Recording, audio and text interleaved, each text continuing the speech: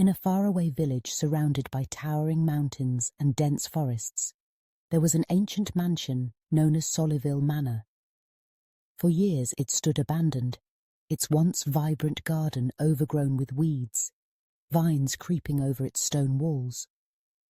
The villagers whispered stories of how the mansion once belonged to a wealthy botanist named Alaric, who disappeared mysteriously, leaving behind nothing but his untended garden.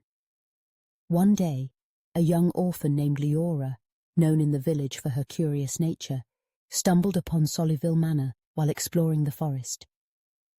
As she approached the mansion, something caught her eye: a single flower blooming amidst the weeds.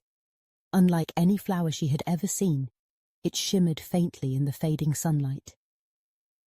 Curious, Liora knelt down to touch it, when an old, raspy voice startled her.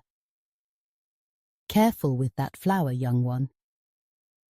Turning around, she saw a frail old man leaning on a wooden cane. His clothes were worn, and his eyes, though aged, sparkled with wisdom. "Who are you?" Liora asked, wide-eyed. "I am Alaric, the man this village forgot. This garden was once my life's work." "But it's been abandoned for years. Why didn't you take care of it?" Liora questioned. Alaric sighed, looking around at the tangled mess of plants. "I once believed that every plant had its place, that with enough care and precision I could create a perfect garden. But when life became unpredictable, when things grew wild beyond my control, I gave up. I couldn't bear to see it imperfect." Liora frowned, glancing at the beautiful flower she had found. "But look, this flower grew on its own. It didn't need your perfection. It just needed a chance." Alaric's eyes softened as he gazed at the flower. He realized she was right. While he had been caught up in seeking perfection, life had carried on without him. The garden hadn't died. It had simply grown differently, in ways he hadn't expected. Determined to restore the garden, Liora and Alaric began working side by side. They didn't try to tame the wild growth or force the plants into rigid patterns. Instead, they embraced the chaos, letting the garden flourish naturally.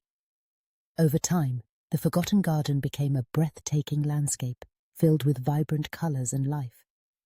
When the villagers saw the transformation, they were amazed. They no longer whispered about a forgotten man, but about a wondrous garden that symbolized hope and renewal.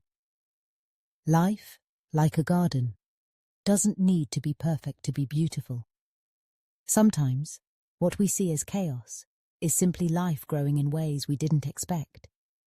When we let go of rigid expectations, we allow beauty to flourish in its own way. So, ask yourself, what in your life have you given up on, simply because it didn't grow the way you thought it should? Maybe it's time to nurture it again.